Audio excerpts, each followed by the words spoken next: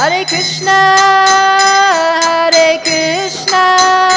Krishna Krishna, Hare Hare, Hare Rama, Rama Rama, Hare Hare.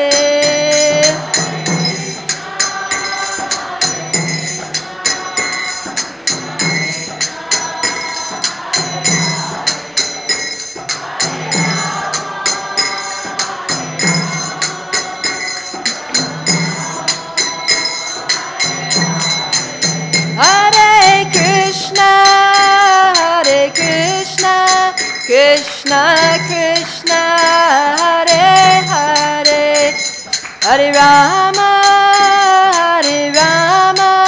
Rama Rama, Hare Hare.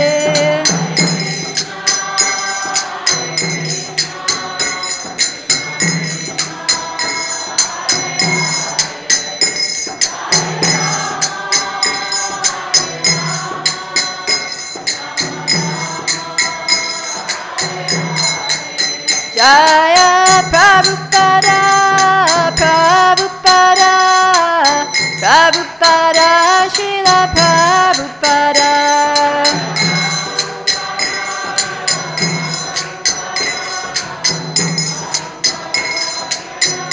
Nitya Gaura Haribo, Haribo, Haribo, Nitya Gaura Haribo.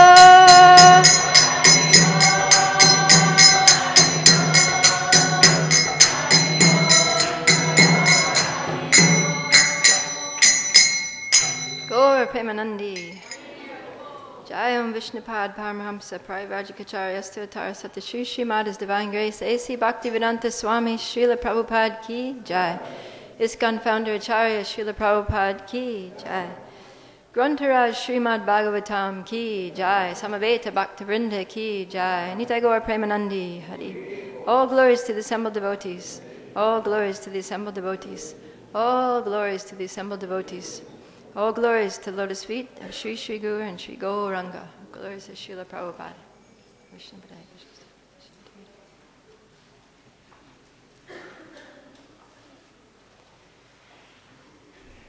So I'll start off by apologizing for my presence here because Sukada Mataji was announced to give class. So I'm sorry to disappoint anyone. I'll try my best. I was kind of called in at the last minute, so I'd like to ask all of you to give me your blessings, that I can say something which is bona fide and inspiring to you, and for my own purification, and for the pleasure of the Lord. Hare Krishna. So today we're reading from Srimad Bhagavatam, Canto 9, Chapter 11, texts 21 to 22. Om Namo Bhagavate Vasudevaya.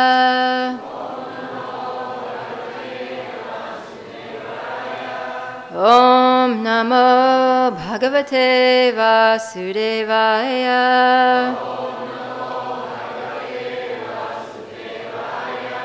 Om Namo Bhagavate Vasudevaya.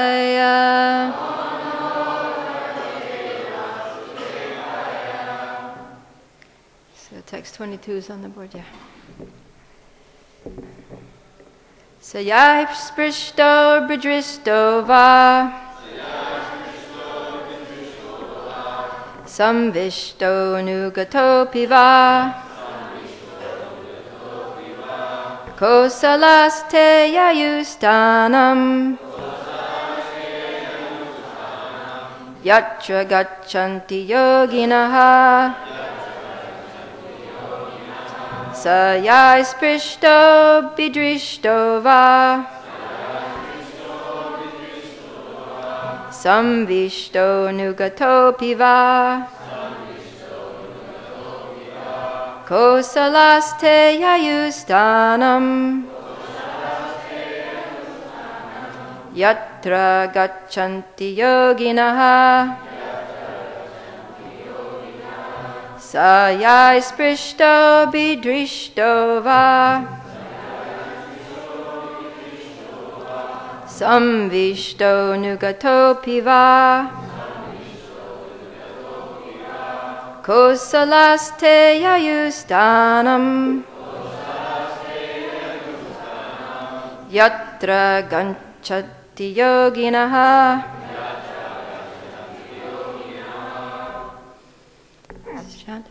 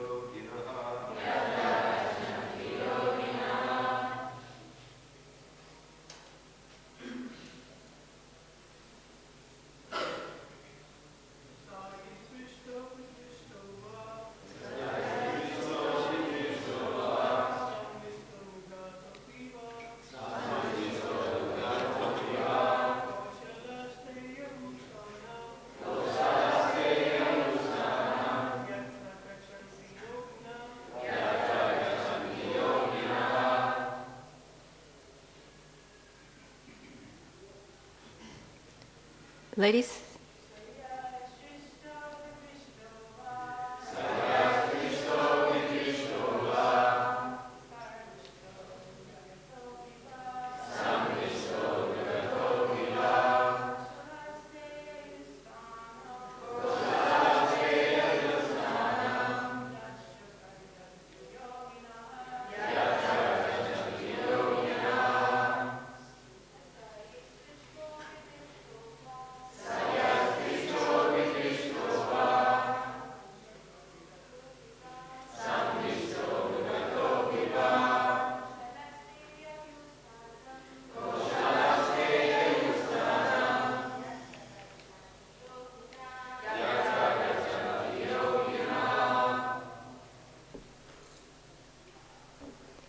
Sa He, Lord Rāmacandra, Yahi, by which persons, Sprishtaha, touched, Abhidrishtaha, seen, Va, either, Samvishtaha, eating together, and lying together, Anugataha, followed as servants, Apiva, even, Kosalaha, all those inhabitants of Kosala,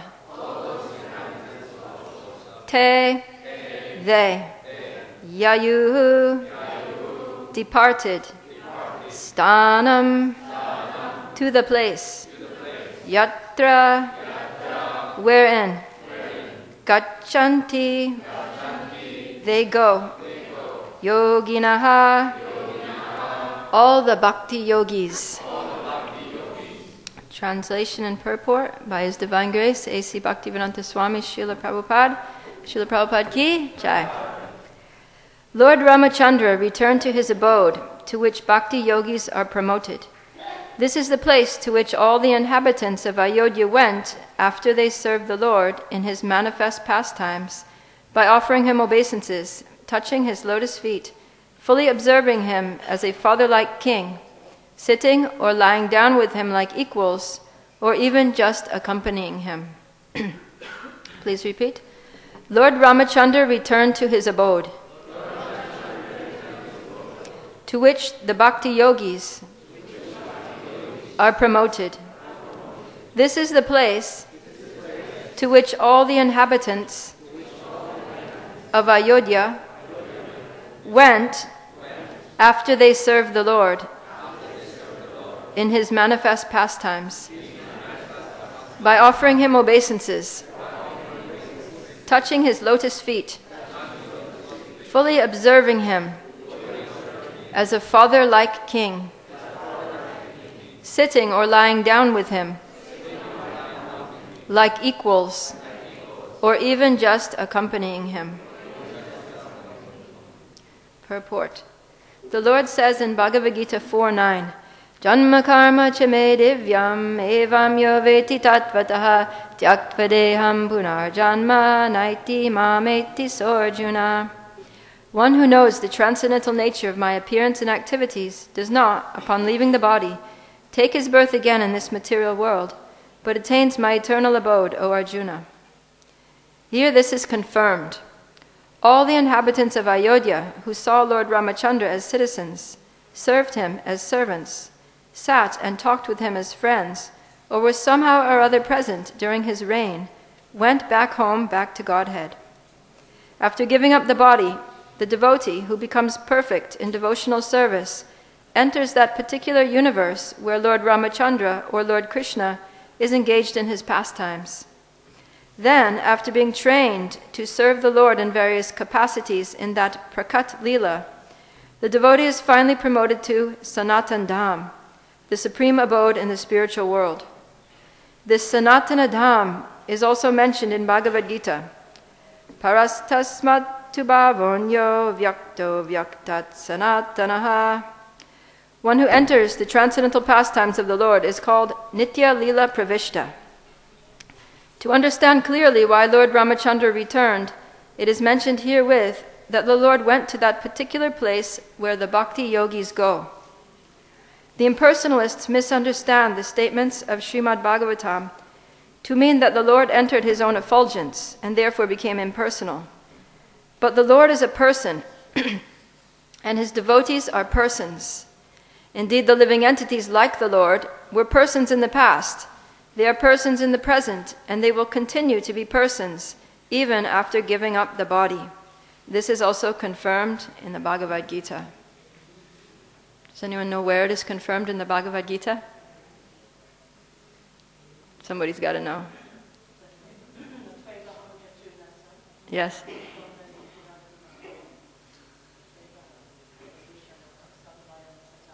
Yeah, never was there a time when I did not exist, nor you, nor all these kings, nor in the future shall any of us ever cease to be. Thank you. That's 2:12. So this actually is the second verse. There's two verses here, so I'll just go back and read the first one. The Sanskrit is here. Yasya malam nipasadastu yashodunapi gayantyaga nam rishayo dig ibendra pattam tam nakapala vasupala kirita jushta padambujam ragupatim sharanam prapadye. Translation. Lord Rāmacandra's spotless name and fame, which vanquish all sinful reactions, are celebrated in all directions, like the ornamental cloth of the victorious elephant that conquers all directions. Great saintly persons like Mārkaṇḍeya Ṛṣi still glorify his characteristics in the assemblies of great emperors like Mahārāja Yudhiṣṭhira. Similarly, all the saintly kings and all the demigods, including Lord.Siva and Lord Brahmā, worship the Lord by bowing down with their helmets. Let me offer my obeisances unto his lotus feet. Jai. Om Ajnanatimidandasya Gyananjana Shalakaya Chakshurum Militandena Tasmai Shri Guruve Namaha Shri Chaitanya Manobishtam Stapitam Jena Bhutale Swayam Rupa Kadamayam Dadati Swapadantikam Vandeham Shri Gurum Shri Yuta Padakamalam Shri Gurum Vaishnavamscha Shri Rupam Sagrajatam Sahagana Raganatam Vitam Tam Sajivam Sadvetam Savadutam Parijana Sahitam Krishna Chaitanya Devam Shri Radha Krishna Padam Sahagana Lalita Shri Vishakam Vitamscha He Krishna Karuna Sindhu Dinabandhu Jagatpate Gopesha Gopika Kanta Radhakanta Namostute, Tapta Kanchana Gaurangi, Radhe Vrindavaneshwari, Vrishabhanu Suti Devi, Pranamami Hari Priye, Vanchakalpa Tarubhyascha, Kripa Sindubhya Evacha, Patitanam Pavanebhyo, Vaishnavebhyo Namo Namaha, Jaya Shri Krishna Chaitanya, Prabhu Nityananda, Shri Advaita Gadadhara, Shivasadi Gaura Bhakta-vrinda, Hare Krishna, Krishna Krishna, Hare Hare, Hare Rama, Rama Rama, Hare Hare. Thank you. So, welcome to everyone to this morning's Srimad Bhagavatam class. There's two very nice verses here. The first one, text 21, begins with what I thought to be a very interesting analogy. He says, Lord Rāmacandра's spotless name and fame, which vanquish all sinful reactions, are celebrated in all directions like the ornamental cloth of the victorious elephant that conquers all directions. So when I first read this comparison, I was thinking, what? How are Lord Rāmacandra's name and glories like the ornamental cloth that is worn by an elephant that conquers all directions? I was thinking it's maybe something like, you know how when Mahārāja Yudhiṣṭhira was going to do his Rajasuya sacrifice, he had to send out the horse, the sacrificial, the challenge horse, because in order for him to perform the great yajna, he had to be accepted as the undisputed king of the world. So I guess in Vedic times this was the custom in such circumstances that they would send out a horse, and this horse would be decorated so that people could understand that this horse was sent out by the king. And then if there were any lesser kings that wished to challenge the rule of Mahārāja Yudhiṣṭhira or any other king who was doing this, then they would capture the horse, and then they would have to go into battle. And if they won, then they could have a chance at being the king. If they lost, then they were dead. So it was a fight to the death. And so presumably they did this with elephants too, because it's the victorious elephant that conquers all directions. So we can imagine, actually it's not difficult for us to imagine because we have our own elephants that go out once a week and they wear this ornamental cloth. I noticed this year they have it's a very beautiful cloth. It's like green with the pink decorations on it. Very attractive. So this elephant would go out covered with this cloth so that people could recognize it as coming from the monarch. So I thought that I was trying to think of how is it that the name and glories of the Lord are compared to this ornamental cloth. And then I thought of the verse that we often recite at the beginning of Bhagavatam classes. Narayana namaskritya naram chaiva narottama devim saraswatim vyasam tato jayamudirayat. So the translation is this Srimad Bhagavatam, before reciting the Srimad Bhagavatam, which is our very means of conquest. So here's the same idea of conquering, conquest.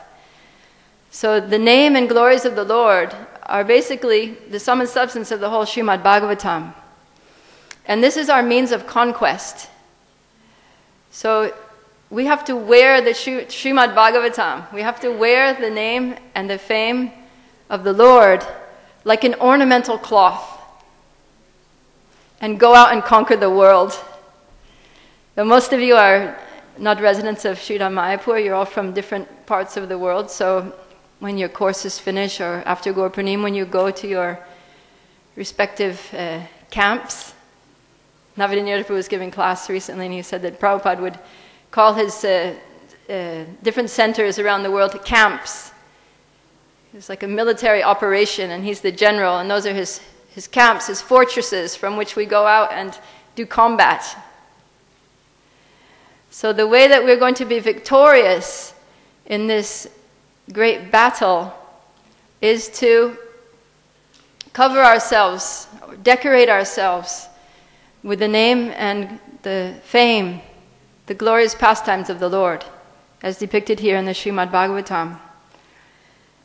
So the name and fame of the Lord should always be decorating our lips. They should always be on the tip of our tongue. We're speaking them wherever we go. They should decorate our ears, that we're always hearing them. And they should decorate our hearts and minds and beautify our whole existence. And this is the way to victory. Victory over whom?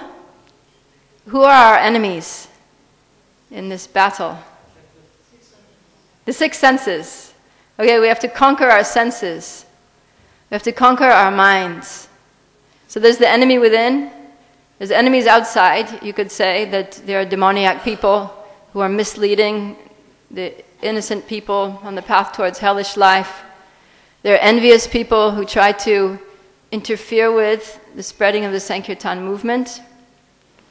But our most formidable enemies are those that are within, which is our own 6 enemies: Kam, Krodh, Lobha, Moha, Mada, and Matsarya. That is lust, anger, greed, illusion, madness, and envy. So these enemies described in the Bhagavad Gita in relation to kama, or lust, that there are 3 sitting places, which is the senses, the mind, and the intelligence. And these are like the 3 most strategic points within our gross and subtle bodies. And the enemy has taken control of these strategic points. So what happens when you have, a fort, and the enemy takes over your fort? So then they have access to all of your weapons. They have access to your defense systems. And they can use those weapons against you. So that's basically the situation of the conditioned soul in the material world, that the enemy, lust, greed, anger, madness, illusion, and so forth, they've taken control of our minds, our intelligence, and our senses, and they're using them against us, so that we think and we act in ways that actually are against our own self-interest. That's what's going on in the material world. People are just doing things that are defeating themselves. Lord Rishabhadev describes this. He uses the word parabhava, which means defeat. He says, Parabhavas tavada bodha jato yavanna jigyasata atma tattvam yavat kriyastavam idam manovai karmatmakam yena sharira bandhaha. He says that when a person does not inquire about Atma Tattva, the truth about the self, and as long as the mind is contaminated by thoughts of fruitive activity, then karmatmakam, his consciousness will be colored by material activities, and the result of that is sharira bandhaha, that he'll be forced to accept another material body. So this is what defeat means. Defeat means that we have to accept another material body in the material world and continue to suffer the material miseries. And this defeat, he says, parabhavastavat abode jato, is born of ignorance. So all of these activities, all of these enemies within, we create them by our own ignorance. So it is we that need to destroy them. And the way to destroy them, because they're born of ignorance, is through knowledge. And that's exactly what Krishna tells Arjuna in the Bhagavad Gita. He says, Tasmat agyana sambhutam hritstam gyana sinatmanam chitvainam samshayam yogam atishto tishto bharata. So he says that these doubts, these demoniac doubts which have arisen in your mind due to ignorance, can be slashed by the weapon of knowledge. Therefore he says, Atishtu, tishtu, stand up, utishta, stand up and fight. So here's the same idea, being born of ignorance. Rishabhadev says, abode jato. And Krishna says, agyana sambhutam. They both mean the same thing. Born of ignorance. And so we need to pick up this weapon of knowledge, jnana asina, and slash this ignorance. Chitvainam, cut through it. So that's the battle, and that's the way to victory, is through the Bhagavatam, through the Bhagavad Gita, the glories of the Lord, transcendental knowledge, and we can cut through the enemies within and also the enemies outside of us. But somebody might say, well, in a battle, it's always risky. There's a chance that we can lose. Where's the assurance that I'm going to be victorious? And Krishna answers this in the very last verse of the Bhagavad Gita, where he says, Yatra Yogeshvara Krishna, Yatra Partho Dhanurdhara, Tatra Shri Vijayo Bhutir, Dhruva Nitir Matir Mama. He says, wherever there is Krishna, the master of all mystic powers, and wherever there is Arjuna, the supreme archer, there will certainly always be four things: opulence, victory, extraordinary power, and morality. And that is my opinion. That's the opinion of Krishna. And he ends on that note. So it's like, have no fear. You're certain to be victorious as long as Krishna is with you. Wherever there is Krishna, there is victory. So where is Krishna? It says that wherever there's Krishna, there's victory. So we need to be in the place where Krishna is if we're going to be victorious. And Krishna says where he is. He says, first he starts off saying where he isn't. He says, Naham tishtani vaikunte. I am not in Vaikuntha.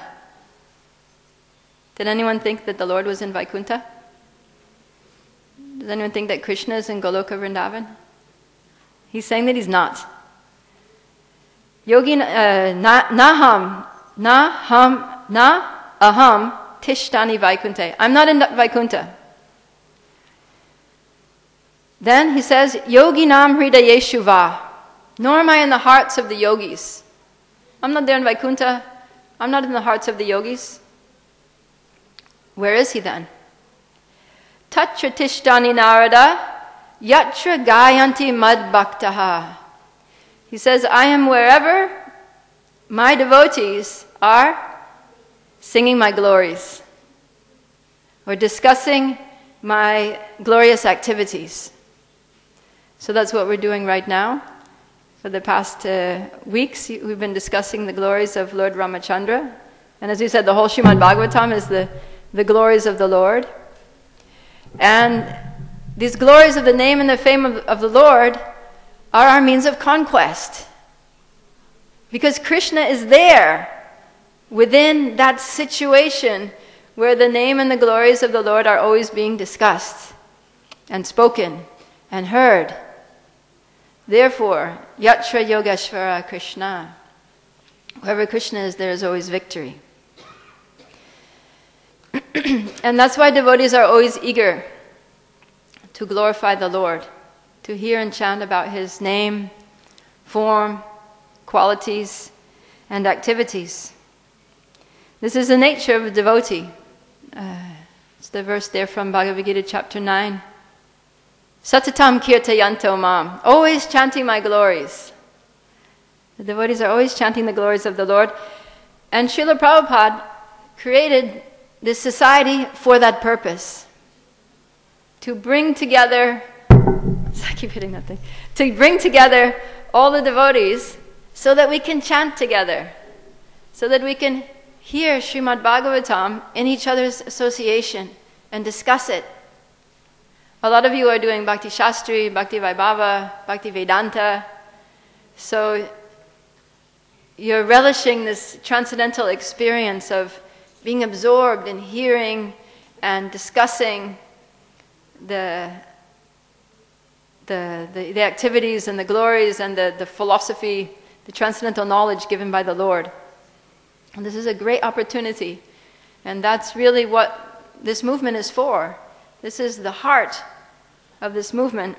And Srila Prabhupada wanted us to do this. He established Srimad Bhagavatam class every morning, has to be there, in every temple, without fail. And then, if possible, Bhagavad Gita class again in the evening.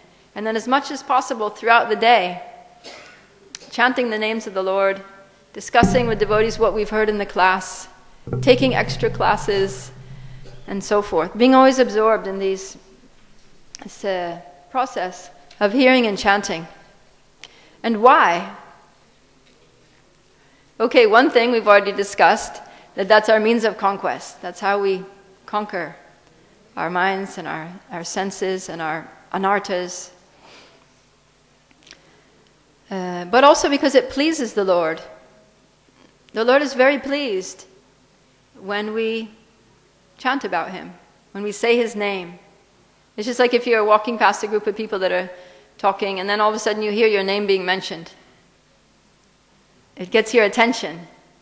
So when we chant Krishna's name, we get it. He gives us His attention. And when we talk about Him, somebody's talking about you. You hear some people talking in another room, and they're talking about you. So then, you want to know, what are they talking about? What do? You go there. What are you saying about me? So then, Krishna is the same. When He hears us talking about Him, then He wants to be there. Well, what are they saying about me? That's why He says that He's there in the place where His devotees are discussing. He's there where we're chanting His name. Because He's pleased by it. Everybody wants to be in a pleasing situation. We want to be in a place where the weather is perfect, where everybody is nice, a clean place, organized, nice smell, nice music, nice atmosphere. Everybody wants to be in a pleasing place. So Krishna is most pleased in that place where the devotees are chanting His glories. And when He's pleased, then He purifies. He enacts this purification. It's very important to understand because sometimes we think that we purify ourselves. In the Bhagavad Gita also it said that yogis act only for the purpose of purification. But it's not exactly that we are purifying ourselves. It's not that, if you think that I'm going to chant an extra round today to purify myself, or I'm going to, read a chapter of the Bhagavatam to purify myself. We don't really purify ourselves. What can we do? It's like, if you're covered in mud and your hand is muddy and you're trying to clean yourself with your own muddy hand, you're just going to stay muddy. So how can we purify ourselves? Somebody who's clean has to come and cleanse us. So who cleans us is Krishna. Who purifies our hearts is Krishna. That's what he says in the beginning of Srimad Bhagavatam. Srimvata swakata Krishna punya shravana kirtanam vidyantasto hibhadrani vidunoti suhit satam.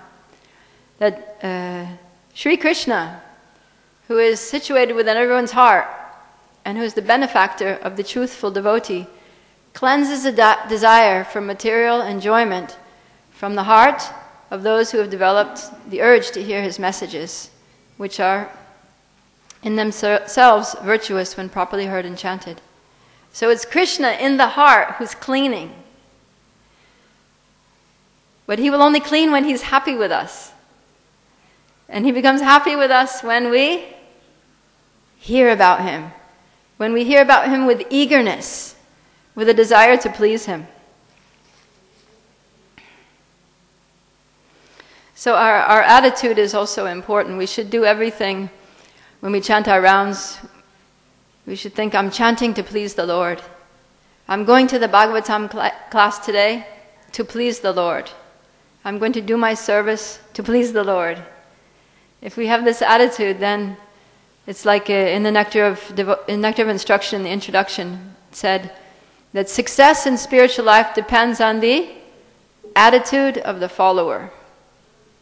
So if we have this very pure attitude that I just want to please Krishna with everything that I do, then we become purified. And how will we know that we're actually getting purified? Many of us have been chanting, attending Bhagavatam class regularly for many years. So how will we know that we're getting purified? And Srila Prabhupada answers this question. I'm doing Bhakti Vaibhava Module 2 now, so we're studying the 5th canto, and there was one purport where he says that the more we become purified, the more we will be attracted to Krishna's name, form, qualities, and pastimes. That this is the test. And this is also confirmed in the beginning of the Bhagavatam by Lord Kapila Deva in the 3rd canto, where he says, Satam prasangam mama virya samvido bhavanti hrit karna rasayana kata tajoshanad ashvapyavarga vartmani shraddha ratir bhaktir anukramishati. He says that in the association of devotees, these transcendental topics of the Lord's activities are very pleasing to the ear and to the heart. And by this cultivation of hearing and discussing the pastimes of the Lord, one quickly makes advancement on the path of liberation. And then gradually 3 things occur. Those are Shraddha, Ratir, and Bhakti. So faith, Rati means attraction, and Bhakti, devotion. So the more we hear, the more we become purified. And the more we become purified, the more we become attracted. The conditioned soul is like a rusty nail. Prabhupada gives this example. Because Krishna is all attractive. That's what his name means. He's all attractive. And the pure soul is naturally attracted to Krishna. But unfortunately, we're in this unnatural state of not being attracted. That we chant the holy names because we have to, out of duty. Oh, I promised my spiritual master I'd chant 16 rounds, so I'd better do it. But still we do it falling asleep, thinking of other things. Or, Bhagavatam class, I'm doing Bhakti Shastri, so if I don't go, I won't be able to tick my, sadhana chart. So I better be there, or, the organizer of the course is going to get on my case. But maybe our mind is elsewhere when we're in the class. So we're lacking attraction. We're like rusty nails. An iron nail is naturally attracted to a strong magnet. You put the magnet anywhere near it and tsoop. But if the nail is covered with rust, then it just sits there. The rust covers it so that the iron, the natural attraction, doesn't exist anymore. It blocks it. So then that rust has to be polished off, has to be sanded off. In the same way, we need to polish our hearts by this process of hearing and chanting.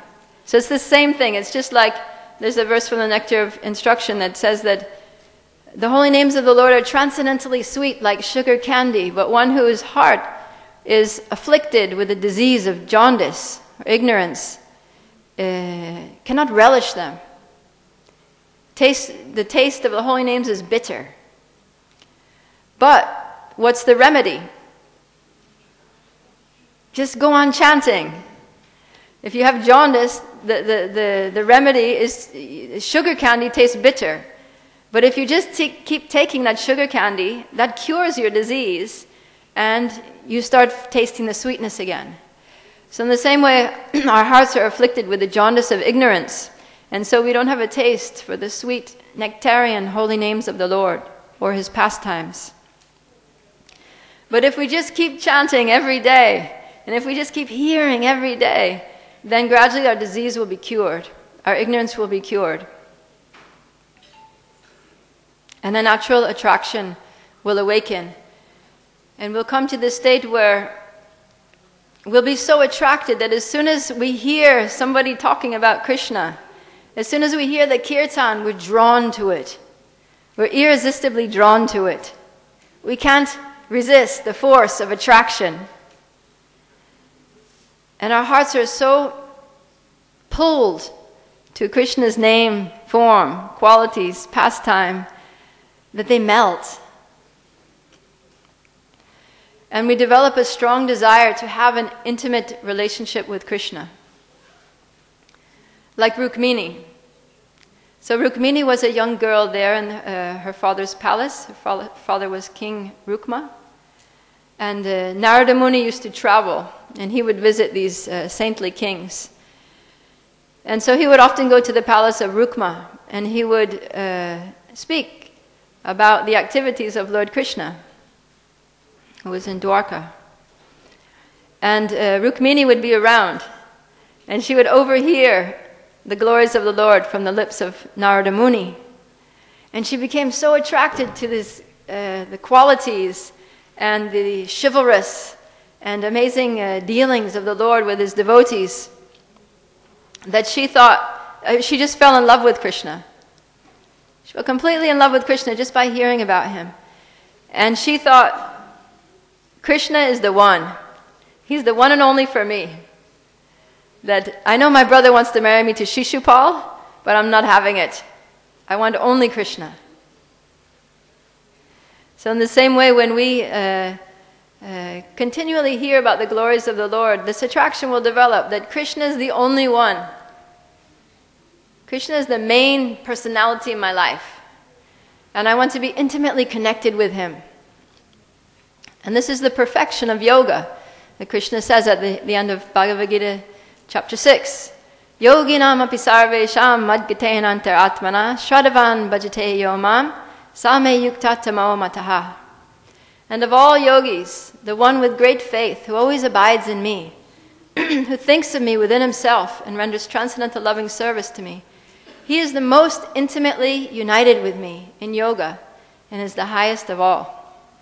So of course this is the bhakti-yogi, the devotee. In this verse, there's a nice word, bhajate. Shraddhavan bhajate yomam. So I was recently hearing a class where there was an elaboration on the word bhajate. This word bhaj, we have bhajan and bhajahure. We hear the tamaham bhajami. So we hear this word bhaj comes in different forms throughout the scriptures and throughout the songs and prayers of the acharyas. So what does the word bhaj mean? Often it's translated as worship or serve. But another meaning of the word bhaj, which I thought was particularly sweet, is to share. And I confirmed this, I looked it up in the Sanskrit Monier-Williams dictionary. And it's actually, the meaning to share is a more prominent meaning. Like there's many definitions of the word given, and the one that's closer to the top is the more prominent. And then the more obscure definitions are towards the bottom. So more prominent even than worship, serve, revere was to share. And that's the way it's used in the Rig Veda.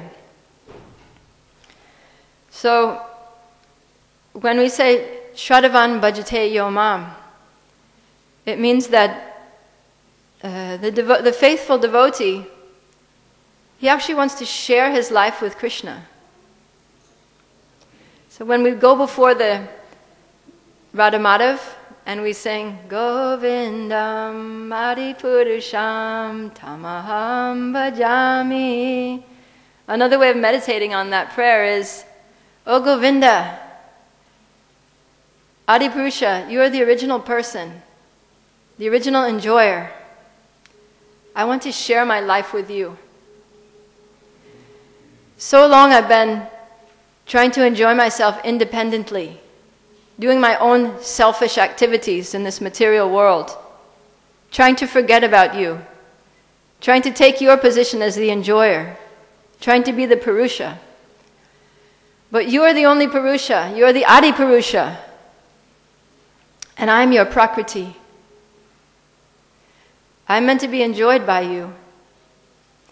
So please enjoy me according to your transcendental desire.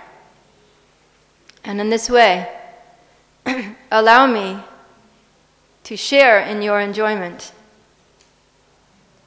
This is a nice way of meditating. That Krishna, I want to share my life with you, and that's the only way that I can be happy. And when we actually approach Krishna in that mood, in that surrendered mood that I'm yours, just enjoy me, then Krishna actually, he uses this same word, bhajami, towards us. In the Bhagavad Gita he says, Ye yatam mam prapadyante tams tataiva bhajam yaham. So just like we say, tam aham bhajami, he says, tams tataiva bhajami aham. He says, I, if you're going to translate it, serve or worship, it doesn't really make so much sense that Krishna worships those who surrender to him. But if you think of it in terms of sharing, when we surrender to Krishna and say, Krishna, I want to share my life with you, Krishna says, to those people, I want to share my life with them. Very sweet, no? So imagine Krishna wants to share our life with, Krishna wants to share his life with us. Actually, that's why we exist. Because Krishna wants to enjoy, and you can't enjoy alone. You have to share enjoyment with others. And Krishna wants to share his enjoyment with us. That's what he wants. He doesn't want to lord it over us. He doesn't want to force us to follow a bunch of rules, make sure that we do everything by the book. He just wants to share enjoyment with us. He wants us to be his friends. He says that so many places in the Bhagavad Gita. He says, Suhridam sarvabhutanam, that I'm the friend and well-wisher of all living entities. He says, I'm the goal, the sustainer, the master, the most dear friend. He says, whoever renders service to me in devotion is a friend, is in me, and I am also a friend to him. It's the same sense of reciprocation. And he says, always think of me, become my devotee, worship me, and offer your homage unto me. Thus you will come to me without fail. I promise this because you are my very dear friend. I remember the first time that I read this verse, this last one, I promise you this because you are my very dear friend. It was when I was a very new devotee.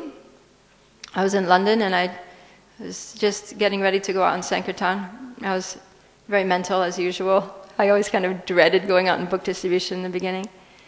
And so I was sitting on the steps waiting for my Sankirtan partner to come, and I just opened up the Bhagavad Gita, one of the Bhagavad Gitas that was in my bag, and I opened up to this verse. And I read the translation. It was the first time I had read this translation. Krishna says, surely you will come to me. I promise you this because you are my very dear friend. And I just kept repeating this last line in my mind. You are my very dear friend. You are my very dear friend. And I was thinking, amazing. Krishna, the Supreme Personality of Godhead. It was like, it wasn't just like words on the page. It was like Krishna was there, you know. Krishna was talking to me. He was, consoling me. I promise you this, because you are my very dear friend. It was like soothing words, in my distressed mind. And I thought, Krishna's just so wonderful. Although I've forgotten about him, so many lifetimes I've separated from him, but still he hasn't distanced himself from me. He hasn't just written me off as a lost cause. He still has hope for me. In fact, he's still saying that I'm his friend. Not only his friend, but his very dear friend. What an amazing friend is Krishna. Who has a friend like Krishna? Where is that friend in this material world? That friend does not exist. Where Lord Chaitanya says, apart from me, you have no friend in this world. Of course, the devotees, as long as they're helping us in Krishna consciousness, helping us remember Krishna, inspiring us to serve Krishna, they're also friends. Because they're representing Krishna. Our spiritual master is our friend because he's a representative of Krishna. But if someone's not bringing us closer in this relationship to Krishna, that person cannot be said to be a friend, a true friend. So we have to aspire to, we have to try our best. I remember at that time when I read this, Krishna's promise, I promise you this. I thought, Krishna, I promise you too, that I'm going to do whatever I can now to revive this friendship and get back home, back to you. And my eyes were filled with tears as I was just appreciating Krishna's kindness. And whereas before I had been so mental and so reluctant to go out on book distribution, just then my Sankirtan partner came bounding down the stairs and she was like, "So are you ready?" I was like, "Yes, I'm ready." Ready to go. So this is the transcendental state that was achieved by the residents of Ayodhyā. It's described here in the second verse. This state of sublime, sweet, intimate friendship. It's described here that they were sometimes sitting with him, eating with him, lying down with him. And because of their intimacy, they accompanied him throughout his pastimes here in the material world, his prakat lila. And then when he went back to his abode in the spiritual world, they went with him. They were so close to him. And actually it's said here that Lord Rāmacandra returned to his abode, to which the bhakti-yogīs are promoted. There's an interesting sentence here in the purport. Prabhupada says, to understand clearly why Lord Rāmacandra returned, it is mentioned herewith that the Lord went to that particular place where the bhakti-yogīs go. So I was meditating on that, because it's like, that doesn't explain why the Lord returned. It explains where he returned. He went where the bhakti-yogīs go. But it also, on a deeper level, it explains why he returned. Because he wants to be where the devotees are. We just heard, right? He is in that place where the devotees are chanting his glories. So then why does Lord Rāmacandra go back to his abode? Because there's so many devotees there and they're all waiting for him. They want to be with him and he wants to be with them. This is transcendental, intimate relationship between the devotees and the Lord. That the Lord follows his devotees. So the devotees are up there. I want to be there. And the devotees who are with Lord, wait a minute, wait for us, we're coming too. We want to be with you. So this is the loving exchanges between the Lord and the devotees, that they always want to be together. They want to share their lives with each other. Okay, time is late. Maybe there's time for one or two questions. Any questions, comments? Yes, Prabhu? Grab the mic there.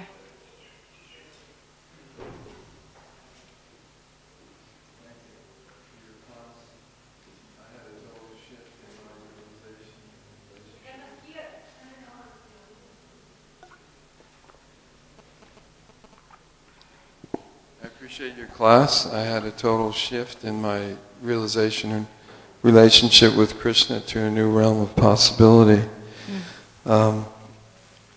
You mentioned about the 4 aspects of Krishna when one surrenders to Krishna: opulence, victory, and the other 2? Extraordinary power and morality. Extraordinary power and morality. So maybe you could share a little bit about how that impacted your life, any one of those. Like, for instance, how any one of those impacted my life? Yeah, by doing what you're doing, of always hearing and chanting about Krishna. Okay. Well, just this morning, I woke up this morning and I was thinking, I actually have a, maybe you didn't notice because of Krishna's empowerment, but I actually have a really bad chest infection at the moment. So past few days I've been suffering with bronchitis. So I was thinking, oh my God, I don't know how I'm going to give this class. I can barely talk. Maybe I'll ask someone else to lead the kirtan or read the purport and save my voice. And then I thought, Krishna's going to help me. He always does. He's my best friend. He's the source of everything. So he's going to give me the power to do it.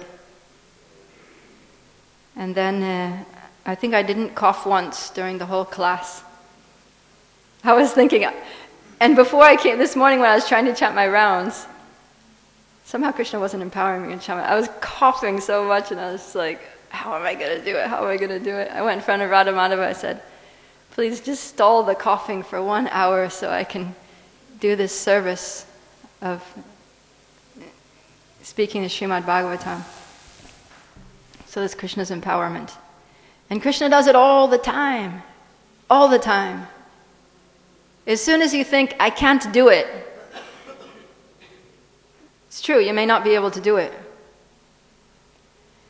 But if you think Krishna can do it, is there anything that Krishna cannot do? Krishna can do anything. So I can't do much. But Krishna can do anything. And if I allow him, he can do anything through me. Krishna can do anything through any one of us if we just let him. And all we need to do is ask. And he certainly will. Because he wants to. Krishna has so many things to achieve.